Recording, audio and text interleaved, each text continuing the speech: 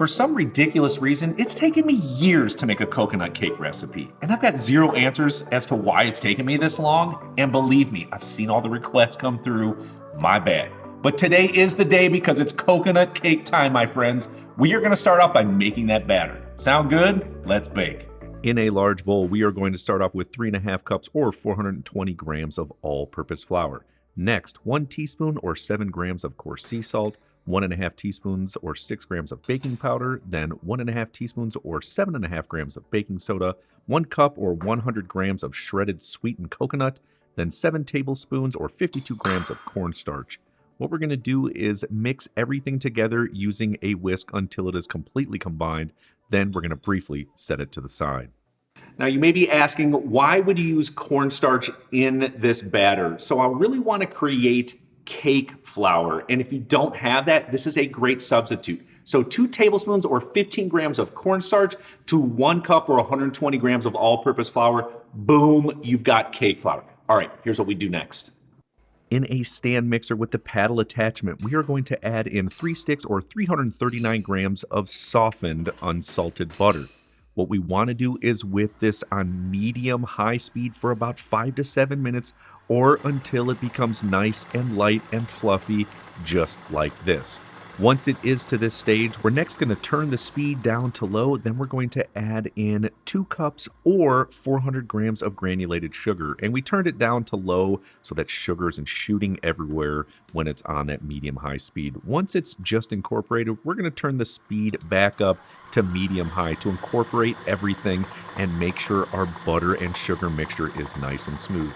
Now, after it's incorporated, after 2 to 3 minutes, we are going to come back. We're going to stop and we are going to scrape the bowl. This is really important to ensure all of the ingredients are incorporated and that there are no big chunks on the bottom or stuck to the paddle. Be sure to take the time to do this.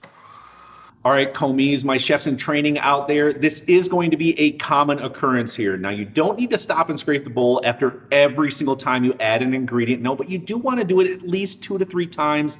And that's because we want all those ingredients to incorporate before we add in the next thing. All right, here's what we're adding in now. What we're going to do next is add in 2 teaspoons or 8 grams of coconut extract.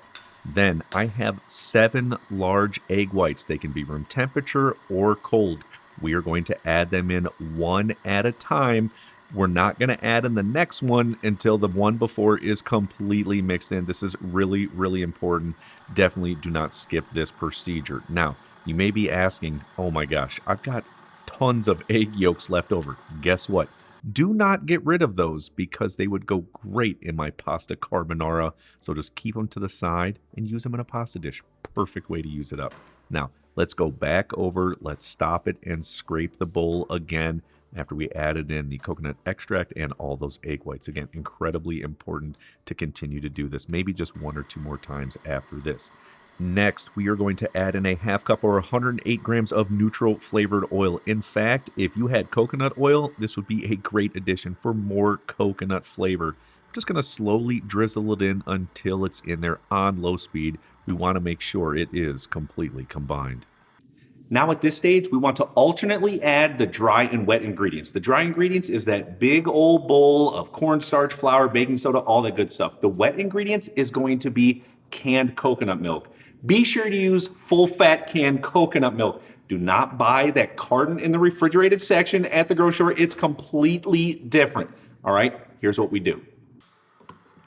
Now for the liquid in this recipe, I have a 15 ounce or 425 gram can of full fat coconut milk. Now, if you've ever used this before, you'll notice on the top of that can that there is something called coconut cream. Now, we're not going to use this for the liquid, but don't get rid of it because I've got a great plan for it. So I'm just going to scoop and scrape some of this to the side, and all that coconut milk is on the bottom. This is going to add great, great flavors to our dish. So just pour it right into another measuring cup or bowl. It should total about 1 cup or 250 grams. Now what we're going to do is alternate, like I said. So we're going to add in 1/3 of the dry ingredients on low speed. Remember, we don't want ingredients shooting out of our stand mixer. Just as soon as it's combined, we're next going to add in 1/2 of our coconut milk. This is so important to not add the next ingredient until the one before is completely mixed in. Next, same thing. We're going to be doing a third of our dry ingredients. I like to use measuring cups as well. I just think it's an easy way to transfer it from the bowl into the stand mixer without making a huge mess. Then we just finish up with that last little bit of Then we just finish up with that last little bit. Then we just finish up with that last little bit of dry. Then we just finish up with that last third of dry ingredients. And once everything is just combined, we're going to detach the paddle and set the bowl to the side. At this stage, I'm going to pull out 3 9-inch cake pans.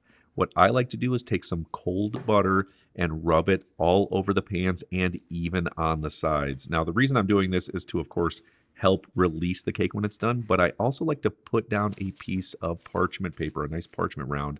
It's also going to help ensure that the cake stays moist and release from the pan with ease. Now let's evenly divide the batter between the 3 cake pans. It does not have to be perfect, just eyeball it and get it as close as you can. Now, once I get it in there, I do like to smooth it out a little bit with that rubber spatula, get as flat as I can. Then I give it several knocks. That will absolutely settle everything. Then it's going in the oven at 350 degrees Fahrenheit or 176 degrees Celsius for in between 26 and 28 minutes or until firm in the center and a toothpick comes out clean. Then we're going to set them to the side on a rack and wait until they're completely cooled down. And whenever you bake cakes, this is always the hardest part, the waiting game. And honestly, these cakes are going to take in between 90 minutes and 2 hours for them to completely cool, and you have to make sure they're cool. But do not go too far, because with about 30 minutes left in that cooling process, we're going to come back and make that coconut frosting. Make sure your stand mixer is cleaned up and the paddle as well. We are going to add in 4 sticks or 452 grams of softened unsalted butter. Next, 1 pound or 454 grams of softened full-fat cream cheese. Then, remember that coconut cream at the top of the can? It's about a quarter cup or 45 grams. Add that in there as well, more coconut flavor. Then, we're going to whip this on medium-high speed for 5 to 7 minutes or until it becomes nice and light and fluffy like this. Excellent. At this stage, we're going to slow down the speed and add in 1 teaspoon or about 4 grams of the coconut extract. We're going to turn the speed back up until incorporated. Then I'm going to turn the speed back down again. I have 5 cups or 650 grams of powdered sugar. I'm just going to add in 1 cup at a time and make sure it's incorporated. And of course, I don't want powdered sugar shooting out of the stand mixer, so take it slow here. Once all the powdered sugar's in there, I'm just going to crank it on medium to high speed for just a minute or two to incorporate everything, also to make sure this frosting is completely smooth. Now, one of the most important parts to me here is to try the buttercream. Does it need more sweetness? Powdered sugar can be very deceiving. You need a lot of it to make it sweet. Maybe it needs a little bit more. If it's too thick, you can thin it out with whole milk, half and half, or even heavy whipping cream. If it's too thin, you can add a little bit more sugar. All right, now it's time for the cakes. You'll appreciate that the parchment paper is in there because once you tip it over, it should come out with ease. You can even feel how moist it is. This is excellent. I'm going to use a serrated knife. You could use a slicing knife as well. I'm just going to trim off that top. I want a nice flat surface, which is going to make it easy to decorate and frost up our cake. Then just remove the top and repeat the process with the other 2 cakes.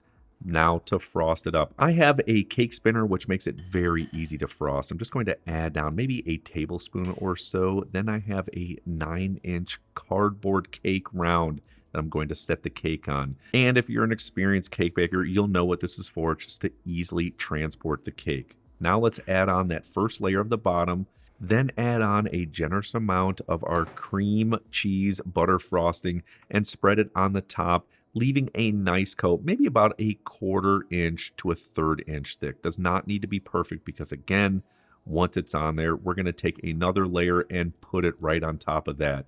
We're going to do the same exact process as the last one, all the way up to the top. Excellent. Now, for the sides, what I like to do is start to add some to the side using this offset spatula. Get a good amount on there, very similar to my funfetti cake recipe if you've seen that. Then what I like to do is take a plastic scraper, turn that cake spinner, this is why I love this thing, while just holding the scraper in place. It makes a beautiful, flattened, even surface all the way around. This is why I love this thing so much. Yep, while it's not perfect, this looks pretty good to me and ready to go to the next stage. So when it comes to icing the cakes, it is very similar to the process that I did in my carrot cake recipe video. You slice off the tops and then you stack them up and ice them.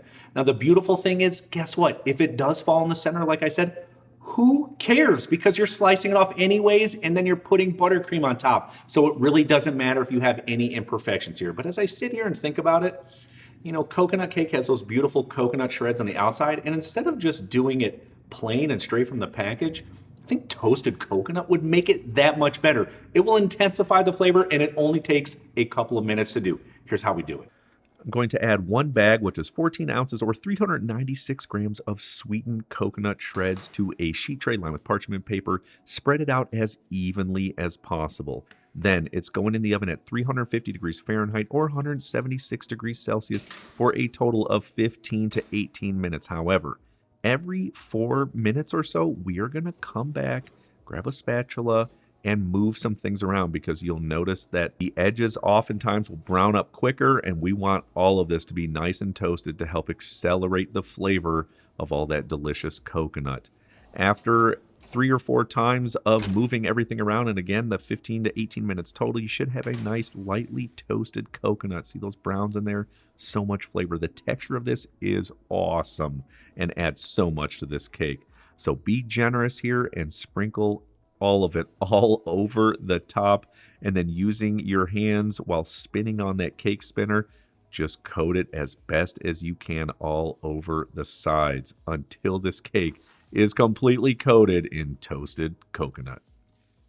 The coconut flavor in this is so good. Yes, I may have eaten a little bit of the top that I cut off and dipped it in the buttercream. Sorry, it's delicious. But I'm telling you what, it will always go back to these simple fundamental techniques, even when it comes to baking. You put them in practice. I'm telling you what, everything you're gonna make is gonna be that much better. All right, let's take a slice out of this. I can't wait any longer. I like to use a serrated knife. I think it's the best for cutting cakes or pies. It's a thinner knife, and using the serrated edges really helps get down through it with ease. And of course, I took a very large slice, and oh my gosh, does that look absolutely perfect. I'm sorry it's been so long, but the wait is well worth it. The flavors in this are incredible. I really think you and your family are gonna dig this coconut cake. And if you do like this, you'll love my coffee cake. I've got an awesome recipe video. I'll see you on there.